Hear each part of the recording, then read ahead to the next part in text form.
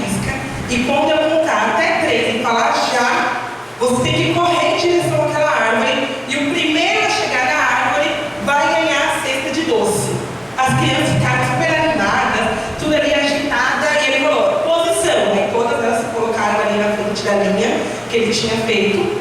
E aí, quando ele falou já, elas deram as mãos e elas foram correndo juntas em direção à árvore. E aí, quando chegou lá na árvore, todas juntas ao mesmo tempo, elas abriram as cestas e começaram a comer. E aí, naquela euforia, aquela alegria, porque eles eram uma aldeia ali pobre, então eles não tinham muito, né, recursos, né, para estar comprando doce. Então as crianças ficaram maravilhadas. E aquele cientista ficou ali, intrigado, coçando a cabeça. E aí ele decidiu perguntar. E aí ele chegou ali perto das crianças e falou assim: peraí, eu falei assim, ó, que o primeiro que chegasse na árvore ia ganhar a cesta. E por que vocês deram as mãos e correram todo mundo junto? Sendo que um de vocês poderia ter ficado com a cesta só para você, só para si. O vencedor ia ganhar a cesta inteira. E ali, uma criancinha, sabiamente, olhou para a cara dele e falou assim: que graça teria eu ficar feliz, ou um de nós ficarmos felizes, se todos os outros ficariam tristes. E aí ele ficou ali pasmado com aquele ensinamento, e aí a criança completou. Aqui nós temos o costume do umbupu, que significa que eu só sou porque todos nós somos. E assim finaliza essa história. E eu fiquei muito impactada com essa história. Hoje eu ouvi ela, né, e depois eu soube que eu ia contar a crônica. E eu quero falar 2 coisas aqui. Primeiro, sobre aquela cultura, que é uma cultura que eles vivem ali, isso é real, né, e é uma cultura que nós, como cristãos, precisamos incluir na nossa vida, na nossa rotina, no nosso dia a dia. Jesus já falava sobre isso há muito tempo atrás, né? A Bíblia nos ensina sobre isso. O segundo maior mandamento é amar o próximo como a ti mesmo. Então, nós devemos buscar sim a nossa salvação, buscar sim melhorar a nossa vida, cuidar da nossa vida, mas sem se esquecer do nosso propósito, sem se esquecer de estarmos aqui e doarmos ao outro, né? Jesus, quando ele veio, o maior ato de Jesus foi a doação. Em todo o tempo, ao ponto de doar a sua própria vida por amor de nós. Então nós precisamos trabalhar nisso, né, em nós. E o segundo ponto é que eu achei interessante que aquelas crianças, elas não deixaram com que a cultura daquele rapaz mudasse o que elas tinham como essência.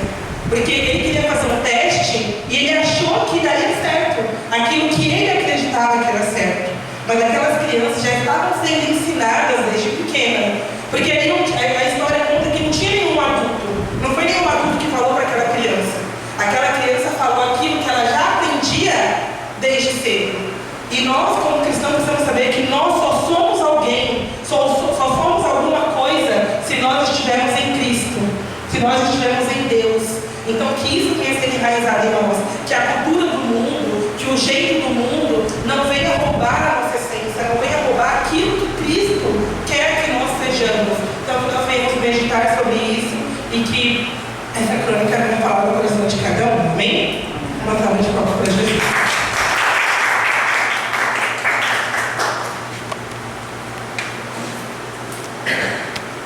Boa noite, igreja. Boa noite. Hoje eu vou estar pregando sobre a vida eterna. Eu queria que vocês abrissem a passagem aqui em Lucas, aliás, em Marcos 10, de 17 até 31. Vou estar pregando. Depois eu tenho outras passagens, eu vou passando para um pouquinho. Bom, então vamos adorar o Senhor para que Ele tenha preparado maravilhoso para nós.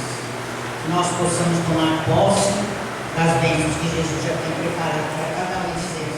Pai, estarmos aqui neste momento para te buscar, para ouvir a tua palavra, para deixar enraizar em cada coração e para que venha frutificar, meu Pai, essas sementes vivas que são as tuas palavras, ó Deus.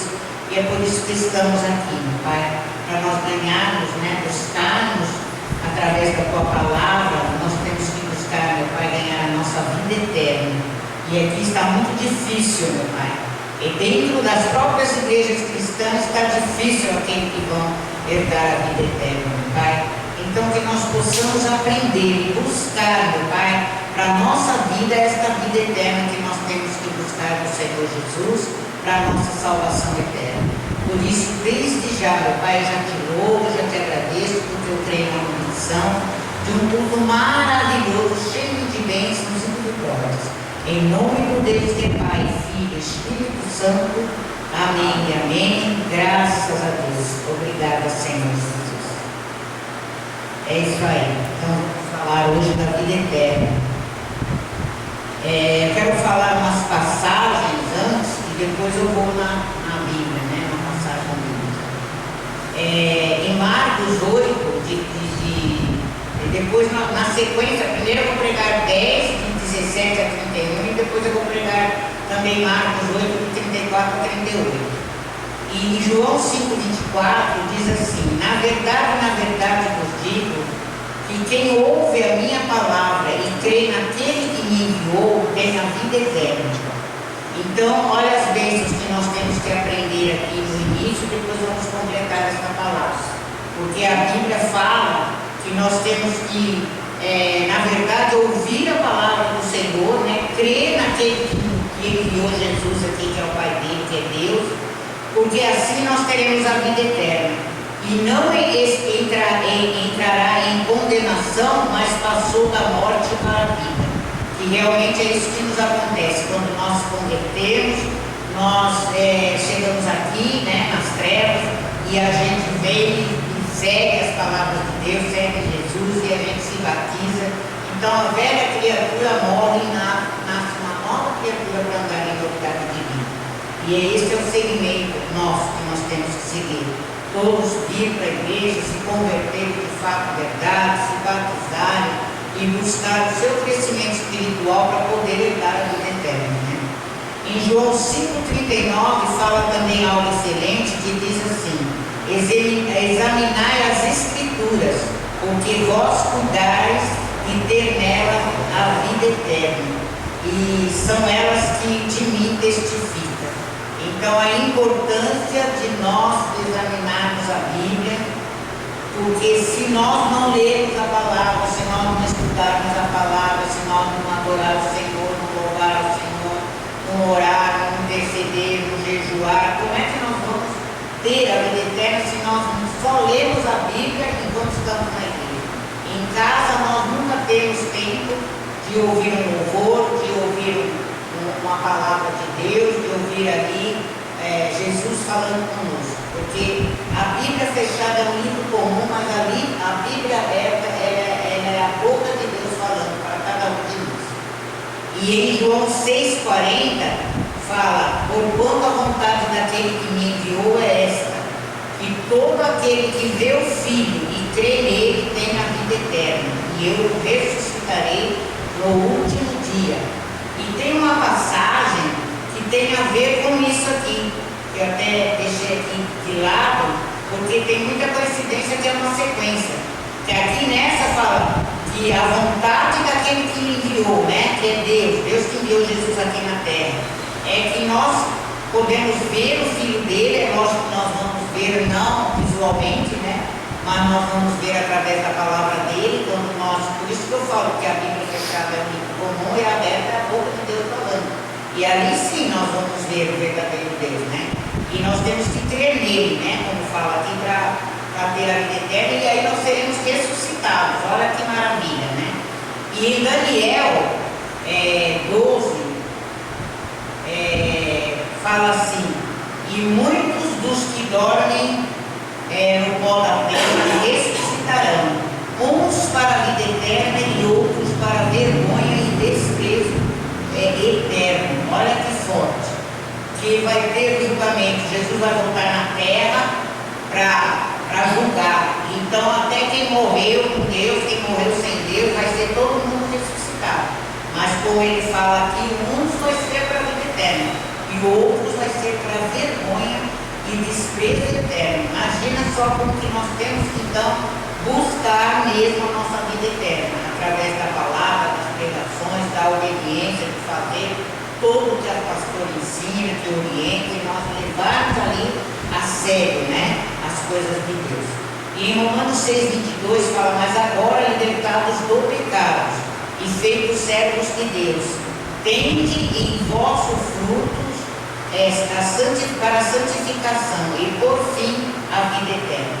Então, quando nós nos convertemos, como fala aqui, nós somos libertos, né, através das pregações, através de nós seguirmos a libertação, quando nós temos algum problema, né, precisamos ser libertos, né, e ali nós somos feitos filhos de Deus. Olha que coisa maravilhosa.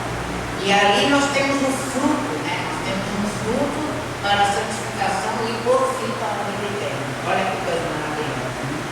E em Judas 1:21 fala: conservai-vos a vós mesmos no amor de Deus, esperando a misericórdia de nosso Senhor Jesus Cristo para a vida eterna. Então, seria, nós temos que nós mesmos se conservar no amor de Jesus Cristo e esperar pela misericórdia dele para nós obtermos a vida eterna. Em Tito 1:2 fala da esperança da vida eterna, né? A qual Deus, que não pode mentir, prometeu antes dos tempos dos séculos. Imagina só que todo tempo nós já temos essa promessa da vida eterna, né? Então nós temos que nunca perder a esperança. A esperança é o que morre.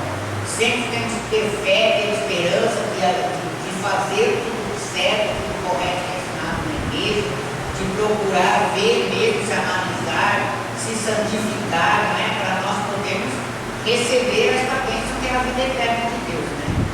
E em Romanos 2:6 fala assim: o qual recompensará cada um segundo as suas obras. Olha a importância de nós fazermos a nossa obra com Jesus Cristo. E tudo isso vai ser uma reflexão para nós. Será que nós estamos fazendo as obras de Jesus Cristo para poder receber a recompensa? E no 7 ele fala: a saber a vida eterna, aos que com perseverança em fazer bem procuram glória e honra e incorrupção. Então vejam como é forte, né? E em 1 de João 5:20 fala assim: e sabemos que o Filho de Deus é vindo e nos deu entendimento para conhecermos o que é verdadeiro, e no que é verdadeiro estamos, isto é, em seu Filho Jesus Cristo. Este é o verdadeiro Deus e a vida eterna. Isso eu achei muito forte, porque realmente cada pregação que nós viemos para a igreja e ouvimos, nós vamos recebendo, né, como fala aqui, nós vamos recebendo o entendimento da palavra de Deus, o entendimento do que é ser cristão, o entendimento de como devemos proceder, de como devemos ser aquele cristão que lê a Bíblia, que ora, que jejua, que se consagra, que se santifica, tá? Para poder receber as bênçãos. Senão Jesus vai voltar e nós vamos ficar separados, não vamos ter como ser salvos, né? E no João 3,16 fala uma coisa maravilhosa também, que fala: porque Deus amou o mundo de tal maneira que deu o seu Filho unigênito, seu único Filho, para que todo aquele que nele crê não morra, mas tenha a vida eterna. E no 36 fala: aquele que crê no Filho tem a vida eterna, mas aquele que não crê no Filho não virá a vida, mas a ira de Deus sobre ele permanece. Olha que forte, né? E em João 17:3 fala: e a vida eterna é esta, que o conhecemos a ti, por único Deus verdadeiro, e a Jesus Cristo, a quem enviastes. Então, eu achei muito forte essa passagem que fala, né, sobre a vida eterna. E aqui, nessa pregação que vocês marcaram, que está em Marcos 10, né, vai começar aqui a partir do 17, vai contar a história do mancebo de qualidade, ou seja, o jovem que rico, né? E aí fala assim: e pondo-se a caminho, correu para ele um homem, o qual se ajoelhou diante dele e lhe perguntou: mestre, bom mestre, que farei para herdar a vida eterna? E Jesus lhe disse: por que me chamas bom?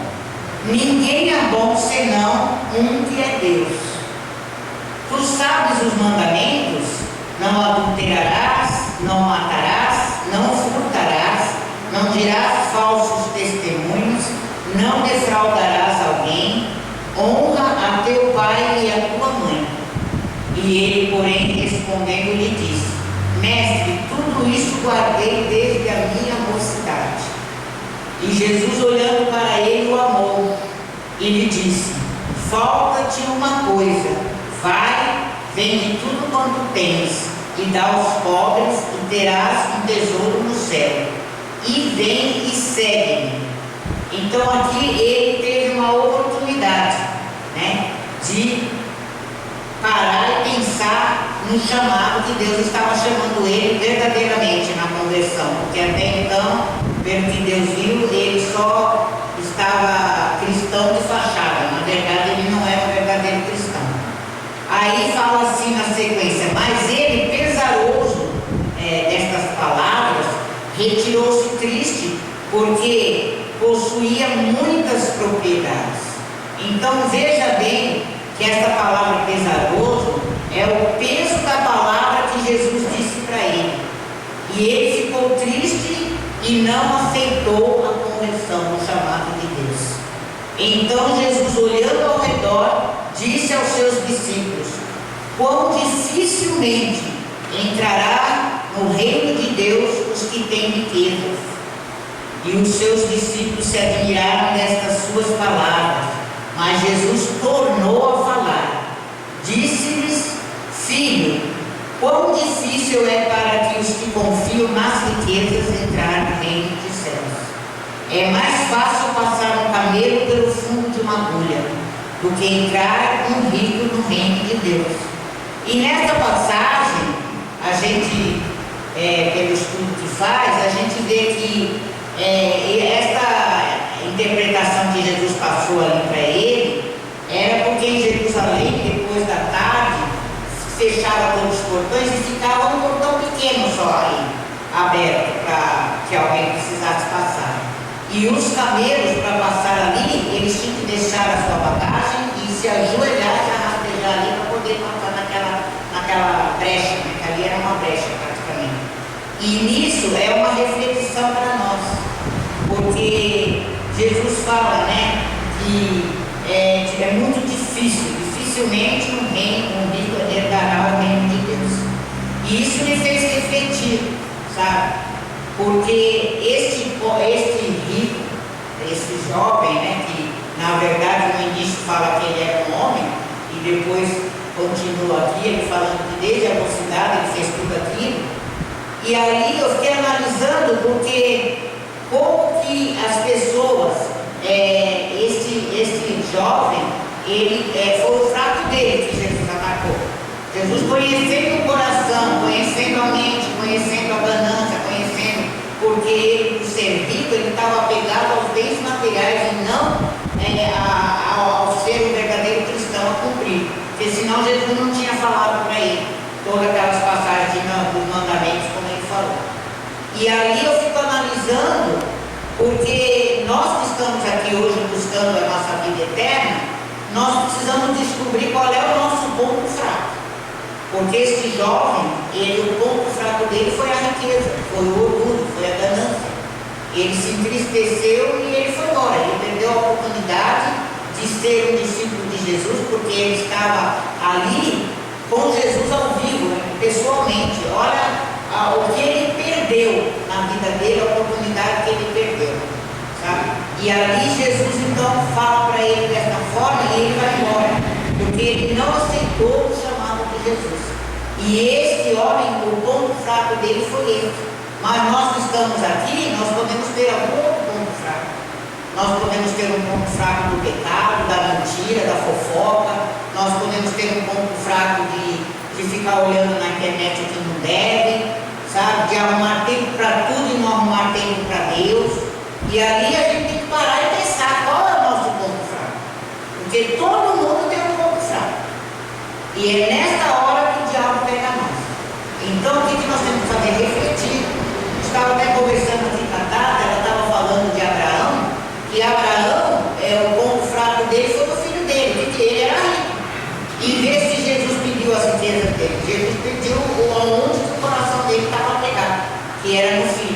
Mas mesmo assim ele obedeceu e ele foi vitorioso.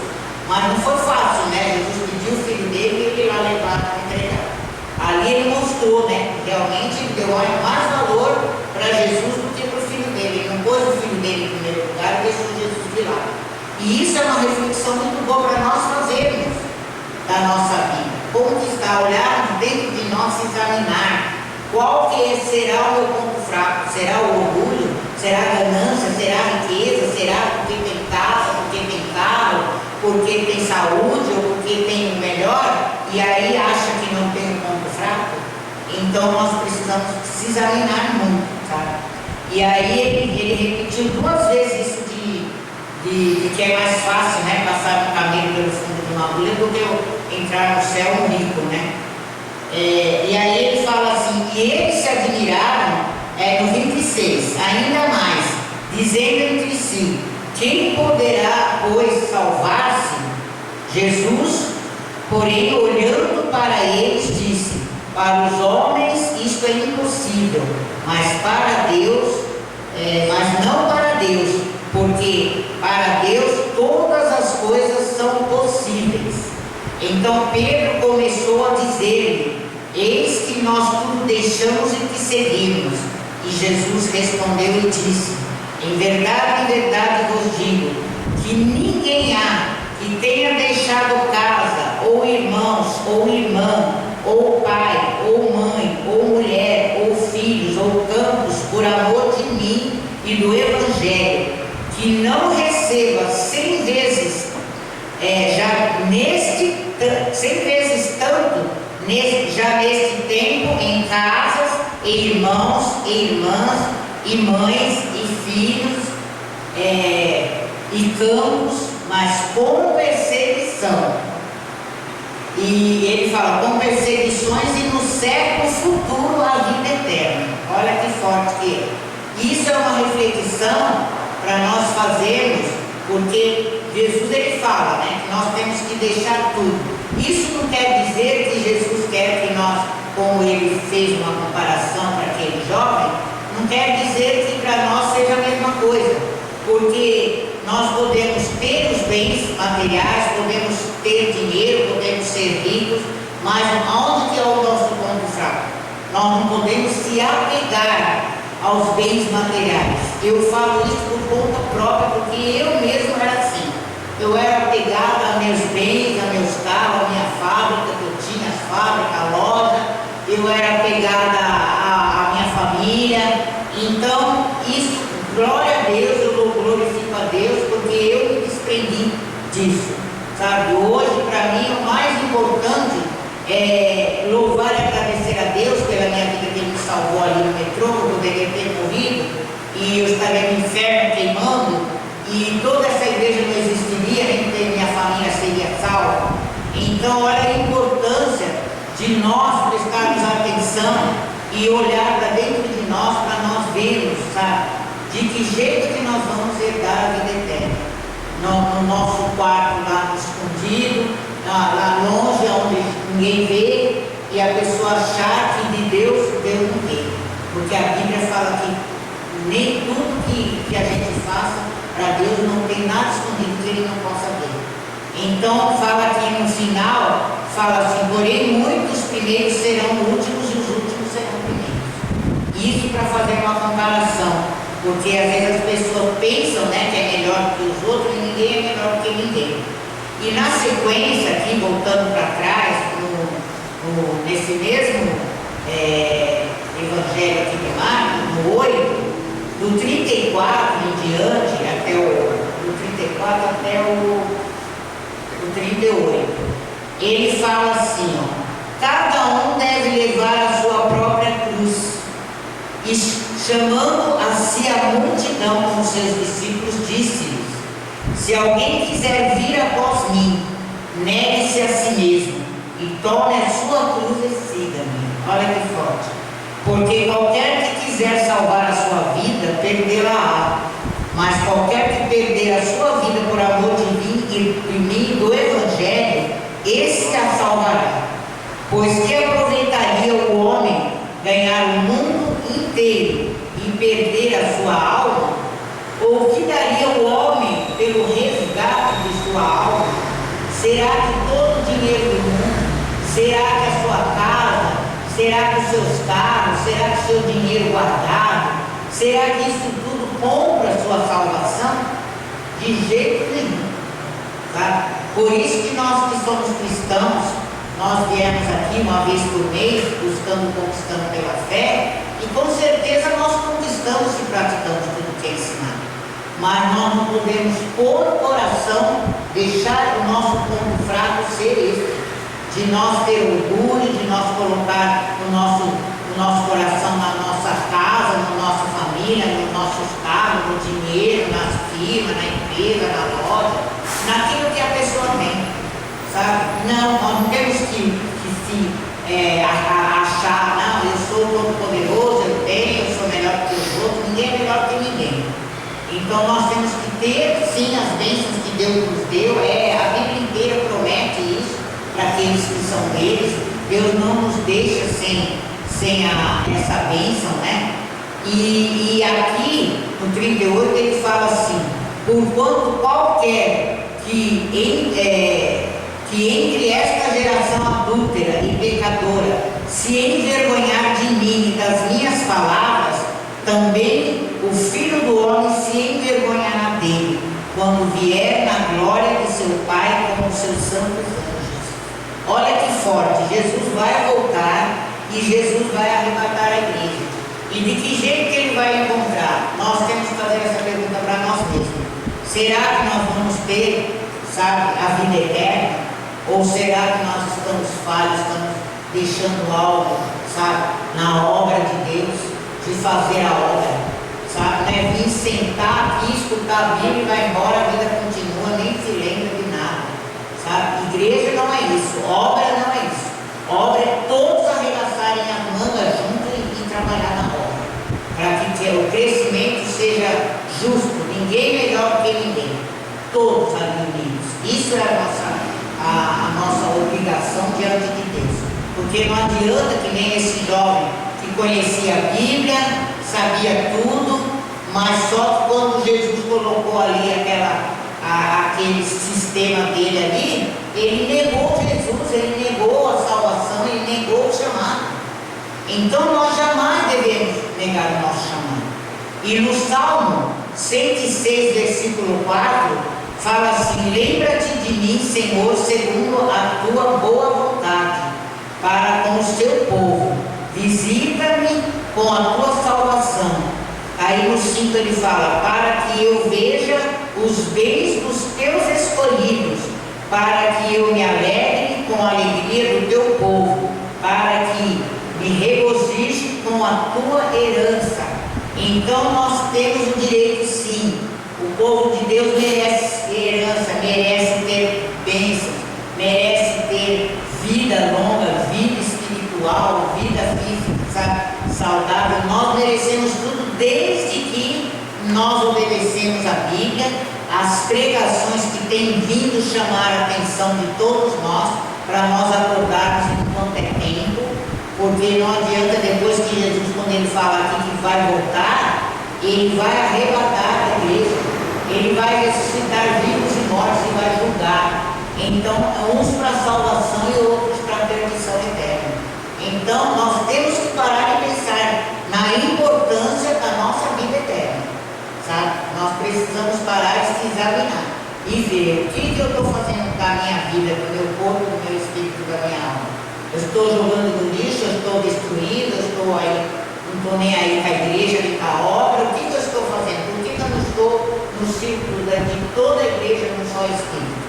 Então eu acho que esta pregação é uma reflexão para nós pararmos e pensarmos se nós estamos realmente sendo verdadeiros homens e mulheres de Deus, obreiros de Deus, pastores de Deus. Nós temos que parar e pensar.